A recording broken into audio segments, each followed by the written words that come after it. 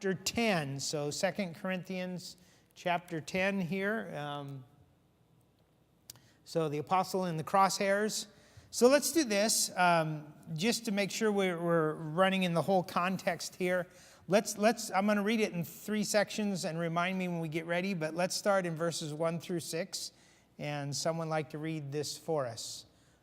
Okay, Brother Krinky? So 2 Corinthians 10, 1 through 6. And I know this is what we looked at last week, but just so we can get to where we're going. Now I, Paul, myself, beseech you by the meekness and gentleness of Christ, who in presence am base among you, but being absent am bold toward you. But I beseech you, that I may not be bold when I am present with that confidence, wherewith I think to be bold against some, which think of us as if we walk according to the flesh. For though we walk in the flesh, we do not war after the flesh. For the weapons of our warfare are not carnal, but mighty through God to the pulling down of strongholds, casting down imaginations, and every high thing that exalteth itself against the knowledge of God, and bringing into captivity every thought to the obedience of Christ, and having in a readiness to revenge all disobedience when your obedience is fulfilled. Okay, so just recall, so the false teachers had infiltrated the church at Corinth and became critics of Paul and opposed his ministry and influence as God's apostle. And so that was the scenario there. And so Paul's love for the Lord, for his cause, and for his people in Corinth constrained him to deal with the situation. It would not be easy, but he felt like he must. And so the verse 1 there, announcing the mentality for ministry, that Paul approached ministry in the meekness and gentleness of Christ. He focused on serving others and being a spiritual encouragement to when he was present there. And so that sort of explains a little bit. Hey, when you were present, you had a meekness and gentleness, but when you write letters, boy, it just seems like they're so scathing and harsh and hard and difficult to read. And so he's really going to deal with that aspect of things. But he said, that's how I do ministry. And so answering the critics of ministry, the first one was a lack of spirituality and power. So they accused him there. In fact, notice verse 2 again. He said, right in the middle, he says, wherefore I think to be bold against some. So remember, the church as a whole had responded to his letter that was, as he called, a severe letter, and they had responded, but some still. And I think that, and we'll see that he gets very clear that they're not really apostles, they're not spiritual, but they were accusing him of that. And so he accused him of being carnal, where he says he walks in the flesh. And so Paul speaks of the power of God as demonstrated in his ministry there in 4 and 5, and the Corinthians could verify that. And then verse number 6 there, he says, I having in a readiness to revenge all disobedience. He said, when I come, if you guys have not changed, then I'm going to deal with you. So that's not a threat, but he's saying, hey, I'm going to be honest and truthful, and we're going to deal with this. And then the second thing in 7 through 11, the lack of apostolic authority. And so let's read that, 7 through 11. Someone like to read that portion for us? 7 through 11. Would you like to do that for us, Haley?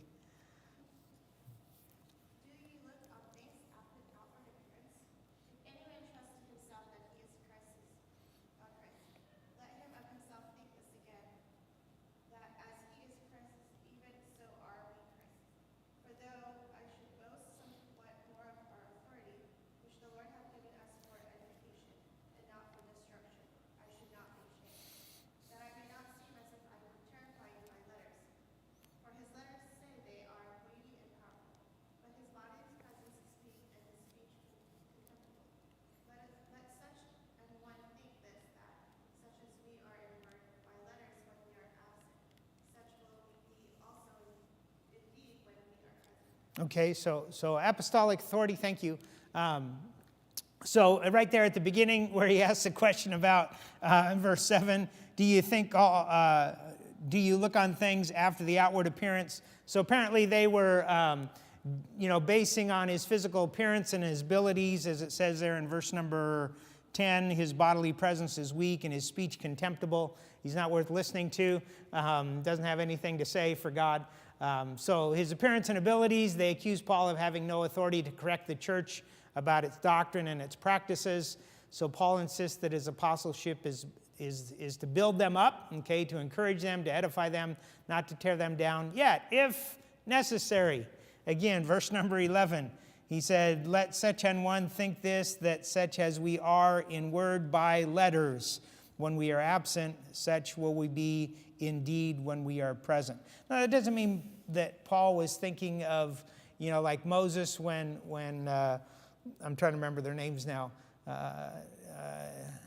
Dathan and Abiram were opposing him, and God had him, the earth opened up and swallowed them up. Not by Moses, it was really God doing that, obviously. But I don't think Paul was thinking that. He just says, I'm going to come there and I'm going to be honest, I'm going to be forthright. God would protect the Apostle Paul, but he would deal with them in honesty.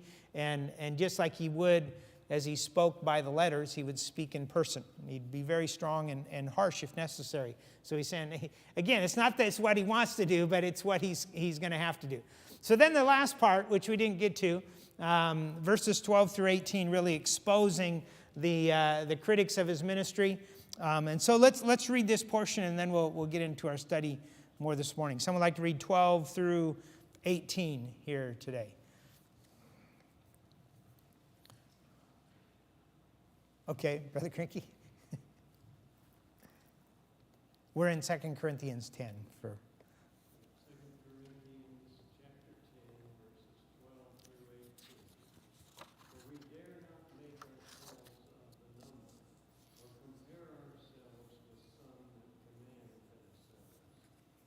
But they, measuring themselves by themselves, and comparing themselves among themselves, are not wise. But we will not boast of things without our measure, but according to the measure of the rule which God hath distributed to us, a measure to reach even unto you. For we stretch not ourselves beyond our measure, as though we reached not unto you. For we are come as far as to you also in preaching the gospel of Christ, not boasting of things without our measure, that is, of other men's labors, but having hope when your faith is increased, that we shall be enlarged by you according to our rule abundantly, to preach the gospel in the regions beyond you, and not to boast in another man's line of things made ready to our hand. But he that glorieth, let him glory in the Lord.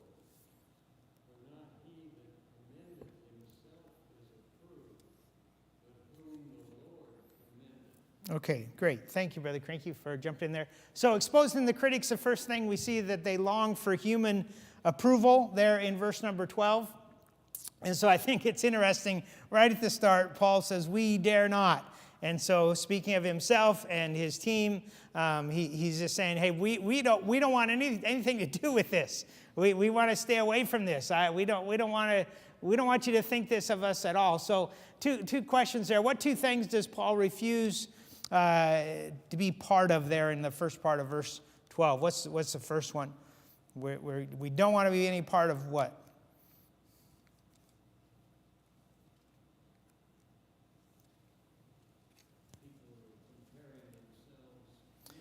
Well, there's something before that he says. We dare not, make ourselves of the number. And then there's the little word or. So that first one there is to make ourselves of the number. And the concept there is, hey, we want to be part of the group. We want to fit in. We've got to join in with everyone else. And so I think that's part of the concept. To become part of the in crowd. so you're not left out. Anybody ever felt that pressure? Okay, to be part of the in crowd. So Paul says, we're not trying to be part of this group. That's not what we're doing. And then what's the second one, Brother Krinky? You got the first one.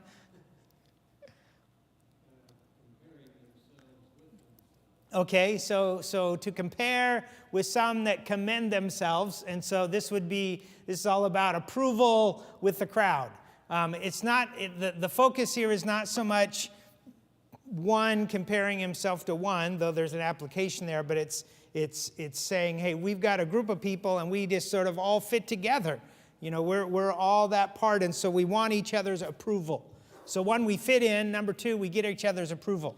And so that's what Paul's saying. Hey, I don't want to be part of this thing where I'm looking for approval of men, to fit in with the crowd, to be like everyone else. That's not what I'm here for.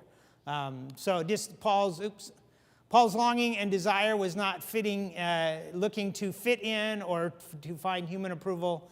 He wanted God's approval. And then it's interesting, Galatians has a very similar tone with this portion of 2 Corinthians, because Paul is having to defend himself against people saying, you're not an apostle, you weren't part of the 12, where did you come from? How did you get to be this person of saying you're an apostle? And right at the beginning he says, I'm apostle, not of men, neither by men, but by Jesus Christ. And so he was very clear. And so later on in that first chapter he says, for do I persuade men or God, or do I seek to please men?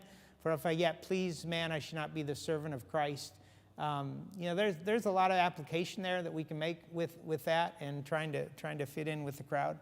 And I talked before about the audience of one, and there's one that we should seek to be approved of, and that's the Lord. That's really the ultimate. And I'm getting ahead of myself, so let's continue on here. So Jesus provided a similar truth in John 7:18 when he defended his position and message as the Messiah. And so that passage there is, instead of turning there, he that speaketh of himself seeketh his own glory. And when he's saying speaketh of himself, he's not necessarily talking of boasting there, but speaketh as his own source of material. Okay, everything I know comes from me. Okay, so Jesus is saying, he that speaketh of himself seeketh his own glory. That doesn't mean everything he does is boasting about. He's trying to seek his own honor and people to, but the concept is it's all about everything he knows. His life is just centered on himself and nothing much more. And so he says, but he that seeketh his glory that sent him, and Jesus obviously speaking about himself and his Father's glory, the same is true, and no unrighteousness is in him. And so when you're the messenger of someone else and wanting to honor that one who sent you, then you give a true message. And you're not out manipulating. You're righteous and true and proper. So just that same concept. So I think, though that was only perfectly true of Jesus here, but the principles applied to followers as they love God and want his glory. That is what the apostle was saying, I think, here when he says, hey, we're not looking to be part of the number. We're not looking to compare ourselves with those who commend themselves. That's not our goal. That's not our ambition. That's not our drive. And so I think it was very much so Paul could say, hey, I'm true. I'm not doing something manipulative. I'm doing things righteously. And we should be able to say the same thing. That should be a testimony we have. And Sometimes coworkers don't like when you try to do what's right. How many have ever had something along that line where you were trying to do what's right, and it may not have been a whole crew, but maybe one or two people, or maybe just one individual just got on your case a little bit because you were trying to do what's right? Anybody ever have that happen? Okay, a number of you. And it's hard, because you want to be part of the number. Okay, you want to fit in. You want to be accepted. You want to be approved. And so that desire of approval, which is not totally wrong. I mean, you should want the approval of your parents. You should want the approval of your boss in the right way. You should want the approval of those in authority over you. So you should seek to please them on an earthly plane, but ultimately, who we ultimately please is God. So sometimes when the difference between what God would say is right and what men would say is right, when that differs, we need to side with God and try to follow him So that's part of this thought. So how did Paul's critics commend themselves? Remember, he says, I don't want to be part of those that commend themselves. And then he really gets into what they do in the second half of verse 12. So what's the first aspect? Well, we can say both of them there. What did they do? Yeah, they measure themselves by themselves and then also compare themselves among themselves, okay? And so the measuring stick and the comparison mirror, as I just put it, are their own friends and those with the same ideas. So again, it's the first part being played out in the second part. So I want to fit in, I want their approval, and so what do? I measure myself by just my peers, my people that think the same way and act the same way, and so I get approval, okay? So I think that's the main part there. So what did Paul say about such a means of approval? Yeah, it's not wise, okay? So the concept there with wise is a little bit of how we look at things, and so it's not just settled issue, but how we're reasoning through. He said, really, they just don't understand things. They have a wrong perspective, and we'll get into more on that in a little bit. So I think this is a good verse to help those who get discouraged or get proud by measuring and comparing self to others, but the primary thought is trying to fit in to gain approval, okay? And that can be similar reasoning behind the comparing, but how many here have ever been discouraged by comparing yourself with someone else? Okay, we look at them, either their skill level or just their just how they're created or whatever it happens to be. Maybe even their effort, and we get jealous. We get envious. We get discouraged in ourselves. So everybody, it doesn't matter what occupation, what direction, what calling God gives you in your life, there's always that temptation for us to make those comparisons. And then maybe on the other side, maybe I shouldn't ask for a show of hands, but how many have ever compared themselves to someone and felt a little proud? Okay, yeah. Hey, I'm not like them. I do better than them. And there is a fact level about that can be true, but we have to be careful that we don't get proud about our betterness. And really Paul goes into that a little bit later. That, hey, don't think just because I'm talking about myself, and he does that and he apologizes and I'm being a fool here and I'm going to talk about myself. And he does that through these final chapters, but as we said last week, it was for the glory of God. It was for the sake of God's cause as the apostle and his ministry, and also for the sake of the people there, because he says, hey, I'm doing this for your edification. Because you guys are getting all out of kilter as far as God's concerned. But again, the main thing is to fit in to gain approval. So we'd have to be careful. Nothing wrong, thinking about, love. It denies itself, and so something that doesn't matter, that go ahead and just forget, let it go, so you can be part of a group. But if it does matter, you don't let it go. It's more important. For instance, let's just say if, I'm just making something up here right now.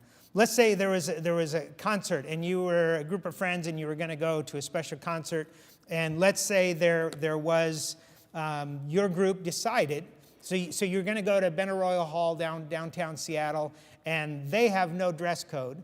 But for you guys, you decided, your group, hey, let's make this a special night. So let's dress up. So it's suit and ties, ladies, nice dresses. Let's just put it on, just look nice. We're going to go there and just have an enjoyable time. And all of a sudden say, well, why? I like my tennis shoes. They're more comfortable than my dress shoes. I don't want to wear a tie for 2 hours. I mean, you do. I'm just making something up.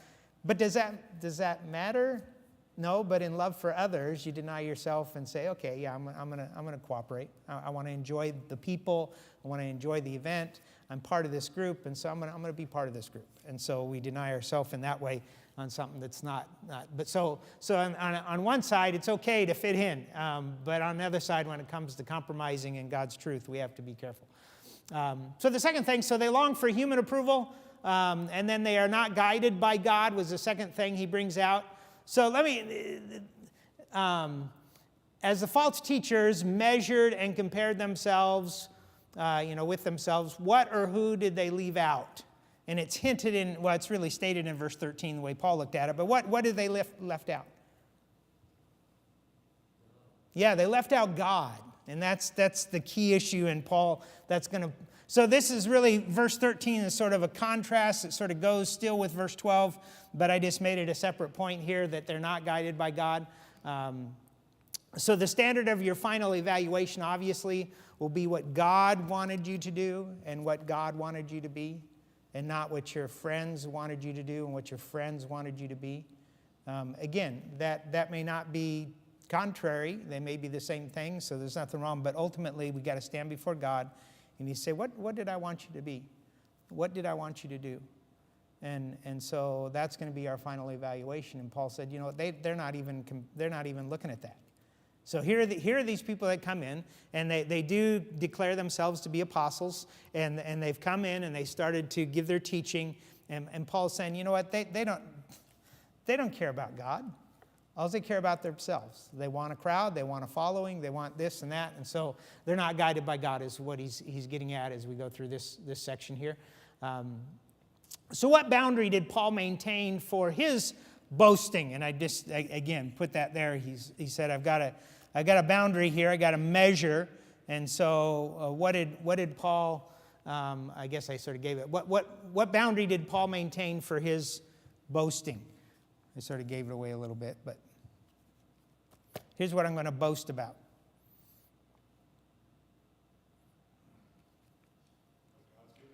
Yeah, what God's given him to do. And so that's his boundary. Now it's interesting, at the end of this verse, it says a measure. So he says, but according to the measure of the rule which God hath distributed to us, a measure to reach even unto you. So it's interesting that a measure to reach even unto you, that Paul seems to be not just talking about what he was to do, but where he was to go. He said God's ruling, as I said, Paul is thinking about the outreach of his apostolic calling from God. It went all the way to Corinth.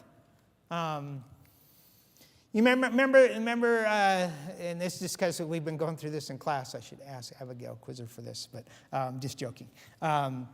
Remember, Paul was in Asia, which was a Roman province, and so he was there. He was trying to go to Ephesus, which is over on the coast, and God said, no, I don't want you to go that way. I don't want you to go up to the north, to the east. He said, I want you to, and he kept directing him, guiding him. He got to Troas, which is on the coast, and then he had a vision which said, come over into Macedonia and help us. And so from Macedonia, he went up across the part of, I think it's Aegean Sea, and then he came down, and Corinth is down a little later, but that was all part of the traversing there, and so Paul said, that was my measure. God wanted me to come to you, and so I came to you. And so he didn't go beyond what God had called him to do. And so that's the area that he would, as it says there, use the word boasting. We'll come back to that word in a little bit. So what did Paul do within God's chosen boundary there in verse number 14? So that was the boundary, and then what did he do within that boundary, which is obvious. He's an apostle. What was he doing? Preaching the gospel. So the gospel of Christ. I was telling everybody about that. So, we talked about this a little bit earlier. So do God's will for your life and let that be the thing that you're proud about. And I put quotes around that. That does not mean that you glory in yourself, but in the work of God and the happiness of being used by God in that work. So your boasting is really, okay, here's what God would have me to do, and within that realm, I'm being faithful to him, and that's my contentment. That's where I have joy, and that's where I find my happiness, is God and his will. And so I think that's important there.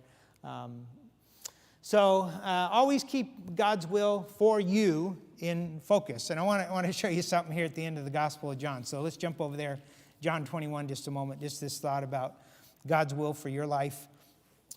So this is after, the Lord restored Peter. Turning about, so John 21, verse 20, turning about, seeth the disciple whom Jesus loved following. Who was that? Okay, John in particular. He was, I think the Lord obviously loved them all, but as John's writing this, he puts himself in that statement there. Which also leaned on his breast at supper and said, Lord, which is he that betrayeth thee? So we know, for instance, that's another way we know it's John. Verse 21, and Peter, seeing him, saith to Jesus, well, let me go back just a moment. In verse 18, after the Lord said, Peter, I want you to feed my sheep, then the Lord said to Peter, verily, verily, I say unto you, when thou wast young, thou girdest thyself and walkest whither thou wouldest. But when thou shalt be old, thou shalt stretch forth thy hands, and another shall gird thee, and carry thee whither thou wouldest not. This spake he, signifying by what death he should glorify God. And when he had spoken this, he said unto him, follow me. Okay, and so in light of that, which sounded like, whoa, at the end we know Peter was crucified, and he said, I can't die like my Lord, so he asked to be crucified upside down, is what church history tells us. And so he's wondering, he turns around, he sees John, and he says, well, what about, verse number 21. Peter, seeing him, saith unto Jesus, sees John, Lord, and what shall this man do? And verse 22, Jesus saith unto him, if I will that he tarry till I come, what is that to thee? Follow thou me. Now, Jesus wasn't saying that John would live till Jesus came, and he explains that a little bit later in the next verse. But the thought there I want you to see is, well, Lord, what about so-and-so? And what about so-and-so? And the Lord stops and says, I'll lead them, but I want you to follow me. Don't be nosy about everybody else. You just focus on what I would have you to do. And so that's just a thought here when, about God's will. Make that your focus, make that your ambition, make that your drive, make that your goal. And just that, I think that's the best way for us to understand that. Okay, so number 3, they take inappropriate credit. So back to our text there in 2 Corinthians. So remember, these false apostles, they seek their own approval. They don't seek God's approval. And then the third thing, they take inappropriate credit. How did Paul describe boasting beyond our measure in verse 15? He describes it, and he sort of defines it in a certain way. That is, here's what I mean by boasting of things outside of the measure that God has called us to do. Yeah, other men's labors. And Paul's getting to the point. He said, they didn't do labor in Corinth. He said, we did the labor. We came there and worked. We came there and did ministry. And now they're coming in and saying, hey, look what we've done. And so Paul's saying, that's not what we do. So that's what he said. So the other critics were there and trying to take over Paul's converts and taking credit for everything he had done. What was the means by which Paul's ministry would be enlarged? I think this is really interesting. And really it also goes, I didn't put it down to verse 16, but I think it goes down that far as well. But anyway, so the last part of verse 15. His hope is really based on that, and that's what he's talking about.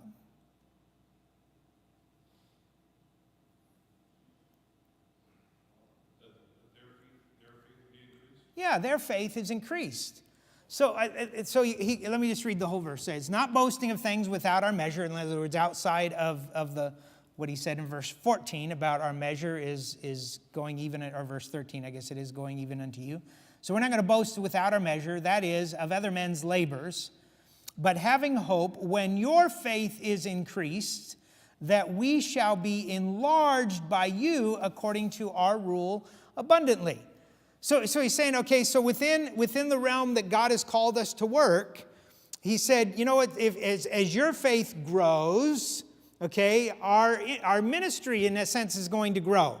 Now, yes, it may expand beyond the borders of Corinth City, and that's not really what he's saying exactly. He says God's called us into that area.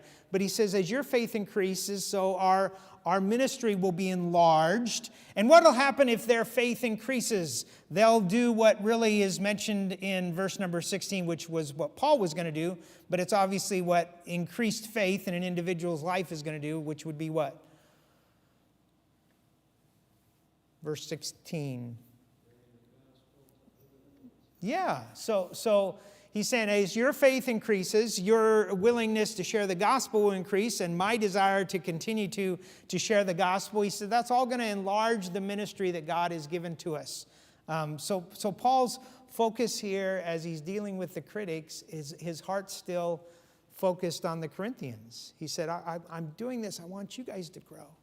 That's my ambition. That's my drive. That's my desire. I want to be a blessing. I want to be a help.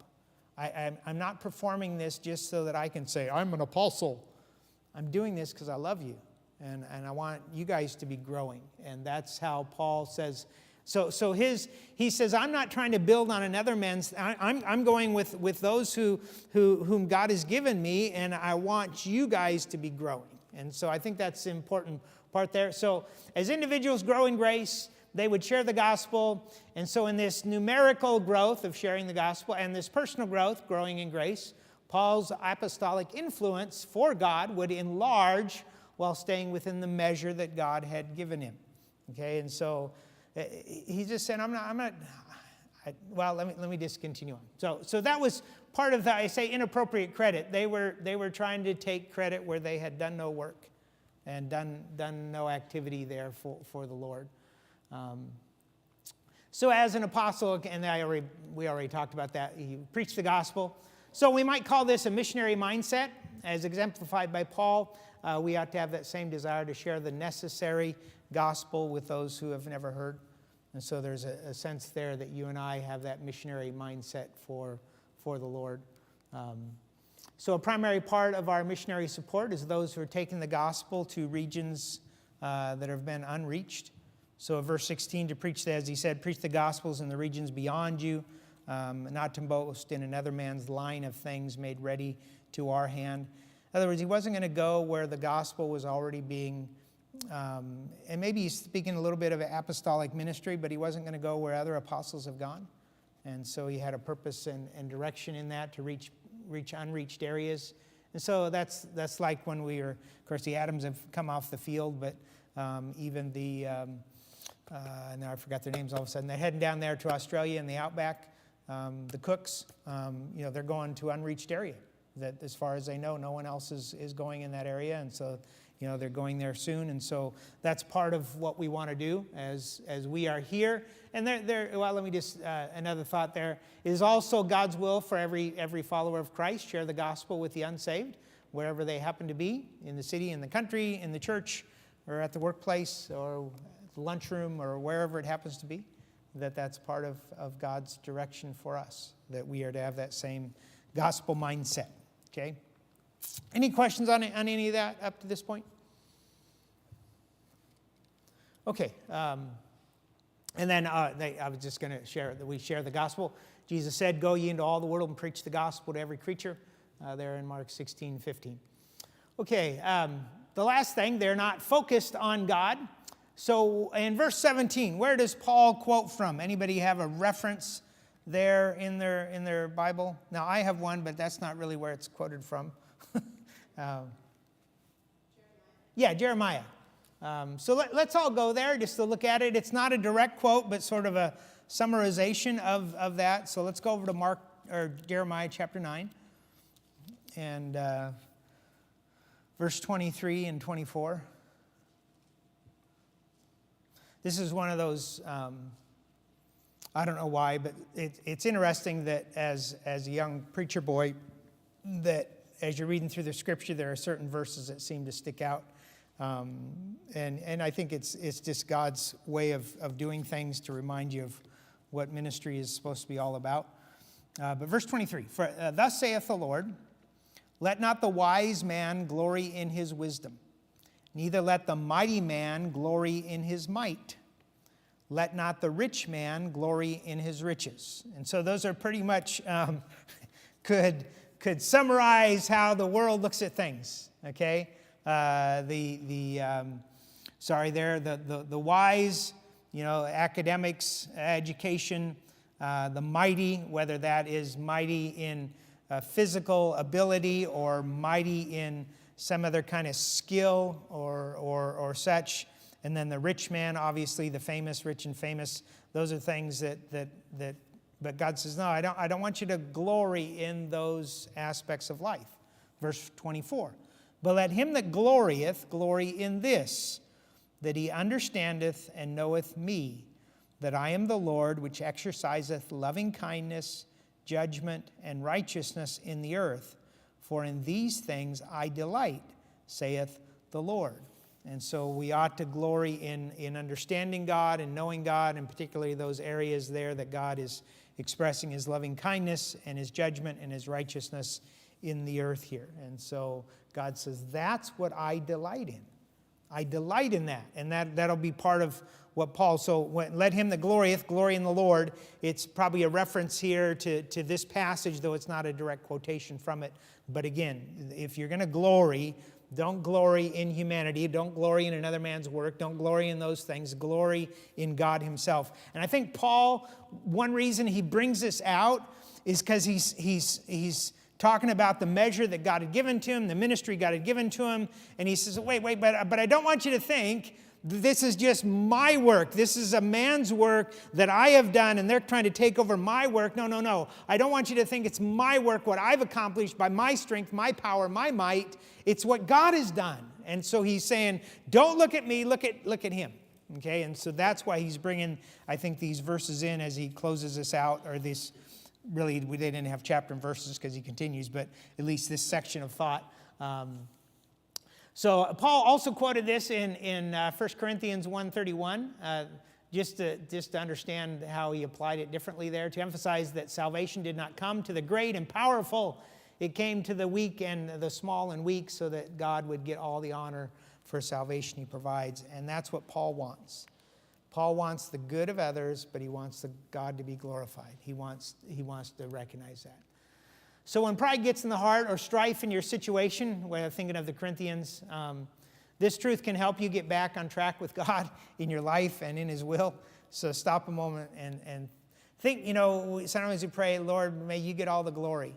And it's a proper statement. It's the right statement. But sometimes we just occasionally, not maybe every time, but on occasion just stop and think, what am I saying? What do I mean by what I say? And what are those words? Am I really thinking biblically as I say those words that are biblically accurate? So that's a really good thing. Now here's an interesting thing, that just for sake of your understanding. So in verse number 17, when he says, he that glorieth, let him glory in the Lord, that word is the same Greek word that's found up in verse 8, where he talked about, though I should boast somewhat of more of my authority, and I'd be ashamed if I did. So he's talking about his authority as an apostle. In verse 13, he talked about we will not boast of things without a measure. And then again in verse number 15 and 16, not boasting of things without a measure. Again, he mentions that, not to boast in another man's line of things at the end of middle of verse 16. So he says, let him that glorieth glory in the Lord. So thinking about that, noting that glory in is also translated boasting, and I think glory in is a proper way when it's speaking here of the Lord. How would you define to glory in something? If you sort of, okay, well, how do we want to look at this? And just to give you a little more flavor of what glorying in may entail. To speak highly of, speak well of. Good, okay, to speak well of, okay. If you glory, let's say this, if you use the term glory in, could a person glory in their favorite football team? No, because my favorite football team loses. I would never glory in them. But that could be part of it too. There's a sense in which, hey man, it motivates you, it's exciting for you. I think all of that is part of it, and so I just put a number of things that would fall into that. To relish in, to enjoy, to long for, to strive, and then what Chris mentioned, to talk positive of, even to sing praises about. So I think that end part is part of that. I mean, a strong part of this. But it also is all of that. So let him that glory, let him that relish, let him enjoy things, not about himself, but in what God's doing, who God is, and what he's like, and all of that, I think, is part of what we ought to glory in. So I just said, let us all boast in the Lord before others. Oh, magnify the Lord with me, and let us exalt his name together. So let us boast in the Lord. What is something that, stepping back a moment, what are things that people boast about? We've sort of hit some of them already, but what are maybe some other things? Maybe specific things that people boast about?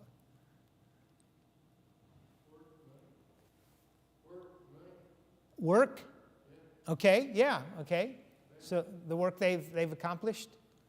Sometimes we boast about our kids or our grandkids. Okay. Money, yeah, some people boast about their money. I think if I ever had somebody boast about their money, I would just say, wow, you got so much, can I have some? To be honest, one time I gave this a long time ago. I had an illustration about Bill Gates, and because of, at that time he was the richest man in the world, and it wasn't a flattering, it was just a reality. I can't even remember the illustration I used with it, and I can't even remember what I was illustrating. But so I in that day, we had, didn't have internet quite the same way they had, so I had a tape of that, and I sent him a letter. I didn't ask him for money, I just sent him a letter and sent him the tape of the sermon. I never got any correspondence back, so I don't know if he ever saw it, but I was hoping it might reach him with the gospel, because I used it. I used your, information about you from, about your wealth and such, and just wanted to share with you what I said, and something like that, and shared him the gospel and gave him a gospel tract. Okay, so what else can we boast in? Sorry, I got sidetracked. Education, okay? And some of this isn't bad, that it can be good, that we boast about, like your grandkids. There's nothing wrong with talking about them. So yeah, there's lots of things, but let's make sure we're always boasting in the Lord, magnifying him, because that desire. Let me say, when you boast about something, why does it come out your mouth in that way? Why would you so freely share those things? Okay, pride. I'm looking for a positive reason to share a good thing. Why? Well, okay, comfort. Why would you talk? Why would you? Back to the football game. Why would you talk about to a fellow fan of that team? Why would you talk to them about what happened? Okay, happiness. Okay. Any other thoughts there?